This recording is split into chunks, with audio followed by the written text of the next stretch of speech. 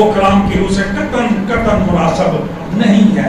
میرے عزیزوں، خدا کا کلام یہ بیان کرتا ہے پولس رسول غلطیوں کے خط میں غلطیہ کی کلیسیا کو لکھتے ہوئے فرماتے ہیں کہ کس نے تم پر افسون کر لیا، اور کس نے تمہاری آنکھوں پر سوچوں پر جادو کر دیا؟ تمہاری تو گویا آنکھوں کے سامنے مسیح کو صلیب پر کھینچا گیا، تم نے تو اسے سامنے دیکھا ہے، اور تمہارے پاس وہ کلام ہے جو زیادہ موت پر ٹھہرا کہ آج تو یسوع مسیح کو 2021 سال ہو گئے ہیں خدا کا کلام کی بیان کرتے ہیں، اور اسی تیسرے دن خدا کا کلام ہمیں کہتا ہے کہ زندہ کو مردوں میں کیوں ڈھونڈتی ہو، اور آج 21 سال بعد آپ اس کا ماتم کر رہے ہیں۔ نہ ایسا نہیں ہونا چاہیے، کیونکہ وہ کسی قبر کے اندر نہیں ہے، بلکہ خدا کا کلام بیان کرتا ہے آسمانی باپ کے داہنے ہے۔ بلکہ جس بات کی ضرورت ہے وہ یہ ہے کہ ہمیں ان روزوں کے ذریعے سے، اپنی روحانی تربیت کے ذریعے سے کیا کرنے کی ضرورت ہے؟ اپنے آپ کو آمد ثانی کے لیے تیار کرنے کی ضرورت ہے، مسیح کی دوسری آمد کے لیے تیار کرنے کی ضرورت ہے، غمزدہ ہونے کی ضرورت نہیں ہے۔ اس لیے کہ لکھا ہے اس نے ہماری مشقتیں اٹھا لی، آگے کیا لکھا ہے؟ اور ہمارے غموں کو برداشت کیا۔ تو پھر جب اس نے برداشت کر لیا ہے، آپ کس بات کا صف ماتم بچا کے بیٹھے ہوئے ہیں؟ آپ کس بات کا غم کر رہے ہیں؟ یہ مطلب یہ لگتا بھی ہے کہ انہوں لوگوں نے جڑے لوگ اس طرح کی سوچ رکھتے بڑی معذرت کے نال کہ انہوں نے کوئی شک لگتی ہے کہ شاید ہجے بھی مسیح صلیب دے ہوتے ہی ہے، لیکن بائبل دستی ہے کہ یسوع مسیح کی قبر بھی خالی ہے تو دی صلیب بھی خالی ہے۔ ہاللویا، زوردار تالیاں لگاؤ۔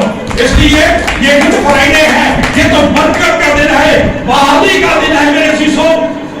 مطلب یہ کہنے کا روز جب 3 بجے تک بھی ٹھہر سکتے ہیں، لیکن اپنے مقصد کو ٹھیک کریں، اپنی اس عبادت کا قبلہ درست کریں، مسیح کے لیے، غم کے لیے، ماتم کے لیے نہیں، شکر گزاری کے لیے روزے میں ٹھہریں کہ میرے لیے مار کھائی گئی ہے، کیونکہ کلام فرماتا ہے کہ اسی کے مار کھانے سے تم نے شفا پائی ہے۔ شکر گزاری کے لیے خدا کی حضور جانے کی ضرورت ہے۔ کیوں؟ ہم اپنی اس عبادت سے، اس ریاضت سے، اس خاکساری سے مسیح کے کسی کام میں اضافہ نہیں کر سکتے، کیونکہ کلام بیان کرتا ہے کہ کوئی شخص جو اپنے شریعت کے اعمال کے سبب سے راست باز نہیں ٹھہر سکتا مگر یسوع مسیح کے وسیلہ سے۔ کیوں؟ گناہ کی مزدوری تو موت ہے، مگر خدا کی بخشش ہمارے غلام یسوع مسیح میں ہمیشہ کی زندگی ہے۔ میرے عزیزوں، اس دن ضرورت اس بات کی ہوتی ہے کہ ہم یسوع مسیح کے دکھوں کو یاد کر سکیں، اس کرب کو، اذیت کو، موت کو یاد کر سکیں جو ہمارے لیے خدا نے برداشت کی ہے، نہ کہ یہ کہ اس پر ماتم کرنے کی ضرورت ہے۔ یہ تو کلام کی صحیح نافرمانی ہے، اور اس آیت کا صاف انکار ہے کہ وہ یہاں نہیں ہے بلکہ اپنے کہنے کے موافق جی۔ اور پھر ایک مزیدار بات آپ کو بتاؤں، کلام خدا میں یہ تو ہم 2021 سال بعد بات کر رہے ہیں، کلام خدا بیان کرتا ہے کہ جب پیلاطس نے خداوند یسوع مسیح کے مصلوب ہونے کا فتویٰ دے دیا، یسوع مسیح کو صلیب اٹھا کے جب لے جا رہے تھے اور آپ راستے میں گر رہے تھے، تو ایک دفعہ گرے تو یروشلم کی عورتیں جب آپ کو پانی پلانے کے لیے آئیں تو اور لکھا ہے پاک کلام کے اندر کہ یروشلم کی عورتیں روتی اور پیٹتی ہوئی آئیں، اور خداوند کو جب پانی پیش کرتی ہیں تو کہتے ہیں ہم آپ کے لیے روتی ہیں، تو خداوند نے فرمایا یروشلم کی بیٹیوں میرے لیے نہ رو، میرے لیے نہ رو۔ رونا کس کے لیے ہے؟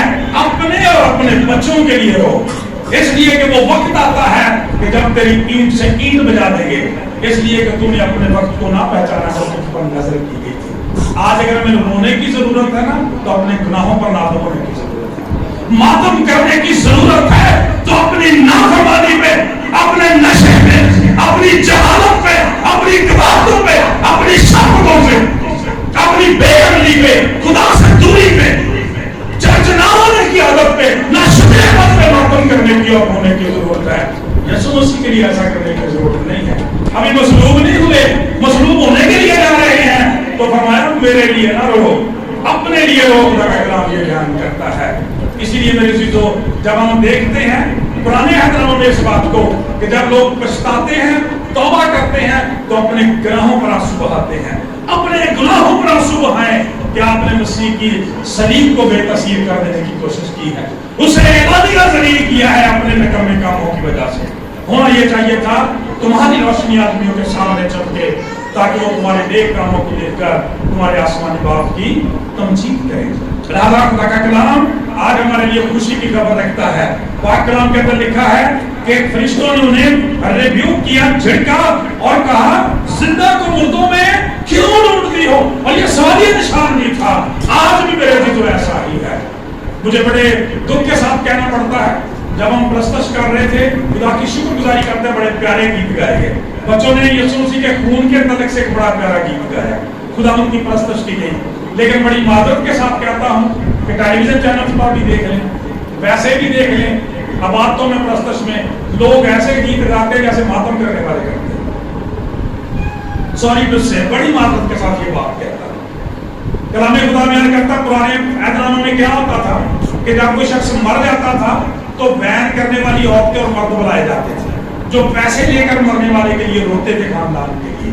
اور یقین کریں کہ بڑی معذرت سے کہتا ہوں کہ آج کئی جو اپنے آپ کو پرستار کہتے ہیں وہ ایسے ہی گاتے ہوئے نظر آتے ہیں، ایسی جالودی، ایسے گیت، ایسی باتیں جن کا یسوع مسیح کے خون کی قدرت زندہ ہونے سے کوئی تعلق نہیں ہے، اور لوگوں کو رلانا شروع کر دیتے ہیں، غم زدہ کرنا شروع کر دیتے ہیں۔ مقدسہ مریم جو ہمارا سب سے بڑا فخر ہے، دنیا کے اندر ان جیسی کوئی جو ہے وہ قابل احترام ہستی پیدا نہیں ہوئی، لیکن ہم ان کے بارے میں ایسے گیت بنا دیتے ہیں، ایسی باتیں بنا دیتے ہیں۔ کبھی غور سے دیکھا کریں، پیشن آف کرائسٹ دیکھیں، بڑی ڈیٹیل کے ساتھ دنیا میں سب سے مہنگی بننے والی فلم ہے، اس میں دیکھیں ماں مریم کے کردار کو دکھایا گیا ساتھ ساتھ، لیکن کبھی غور کر کے دیکھ لیں، انہوں نے یسوع مسیح کو اپنی آنکھوں کے سامنے دیکھا، آنکھوں کے سامنے کوڑے مارے گئے، آنکھوں کے سامنے ذبح کیا گیا، آنکھوں کے سامنے کانوں کا تاج پہنایا، ہاتھوں پاؤں میں کیل ٹھوکے گئے، لیکن ماں مریم کی آنکھ سے کوئی آنسو نہیں ہوا۔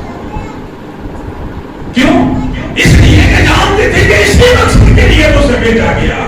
اس کا پہلا معلوم تھا، جب شمعون بزرگ شمعون نے یسوع مسیح کی مخصوصیت کی ہے، اسی وقت اسے بتا دیا گیا تھا کہ یہ بہتوں کے اٹھنے اور گرنے کا سبب بنے گا، تیری جان بھی تلوار سے چھن جائے گی۔ اس کا مطلب اسی مصلوبیت کی گھڑی کی طرف تھا، انہی دکھان کی طرف اشارہ تھا جن کے لیے ماں مریم کو بلایا گیا تھا کہ وہ اس شہزادے کو جنم دے گی جو شریک تک جائے گا۔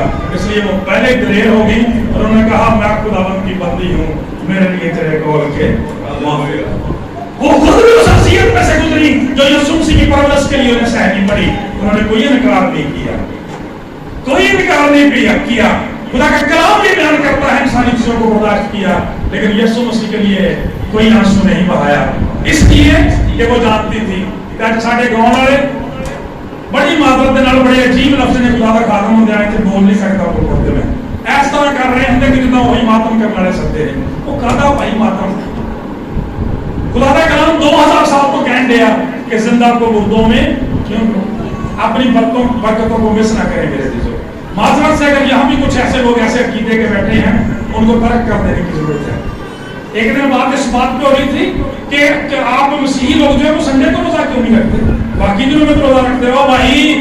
خدا کا کلام یہ بیان کرتا ہے 6 دن میں تو کام کاج کرنا، 7واں دن آرام کا خدا کی عبادت کا دن ہے، مسیح کے مردوں میں سے جی اٹھنے کا دن ہے۔ خدا کا کلام تو یہ کہتا ہے، خدا کے کلام کے طرف سے میں اپنی ذاتی رائے میں سب کے مطابق یہ کہتا ہوں کہ آپ کو تو گڈ فرائیڈے والے دن ویسے ہی روزے میں نہیں جانا چاہیے۔ کیوں؟ اس لیے کہ وہ تو اس کی عبادت اور شکر گزاری کا دن ہے، اور آپ کی ذاتی کا دن ہے، مقدسی کا بحالی کا دن ہے۔ اس کے باوجود اگر آپ کا دل ابھرتا ہے تو شکر گزاری کے لیے آپ روزے میں ٹھہر سکتے ہیں، بہت اچھی بات ہے۔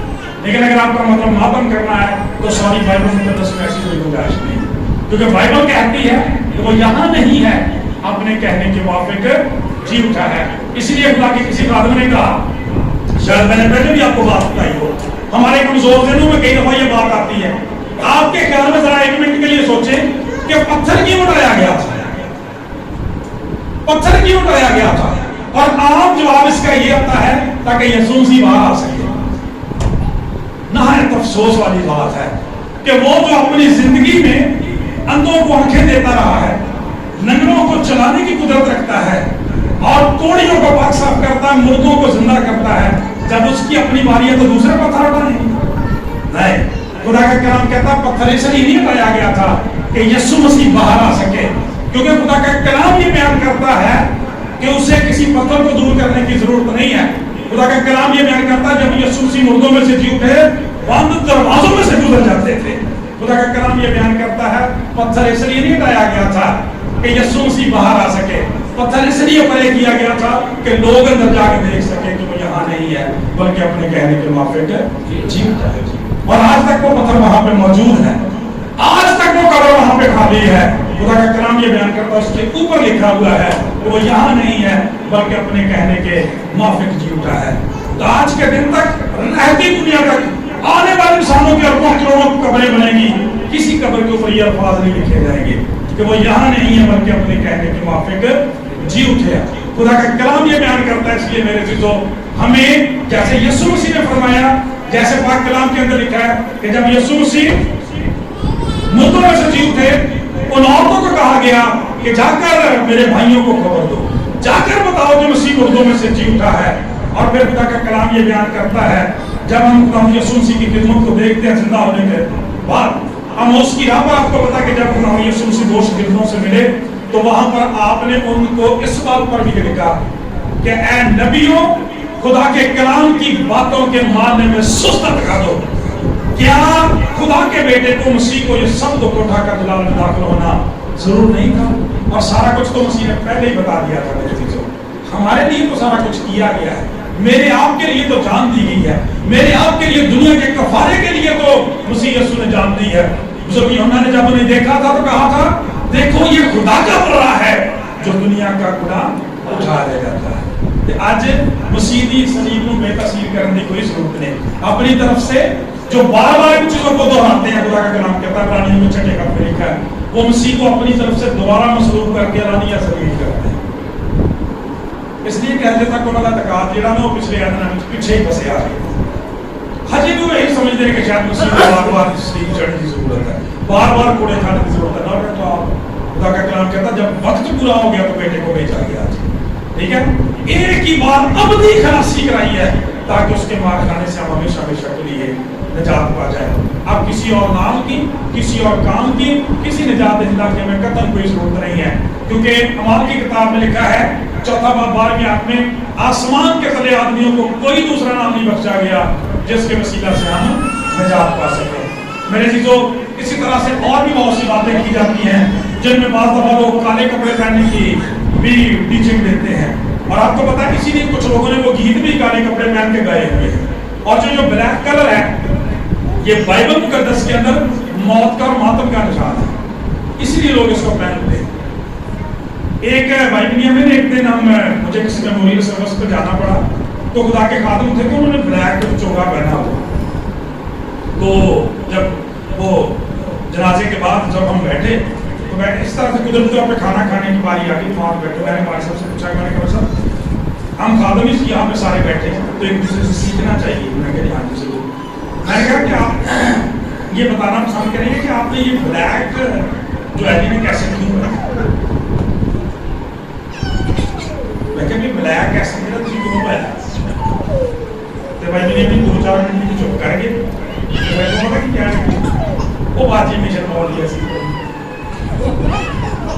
میں کہا بھائی صاحب اندازہ کرو سی لیڈر کو جہاں میں کام کرن دیا, مجھے اپنی خدمت کا ہی نہیں پتا.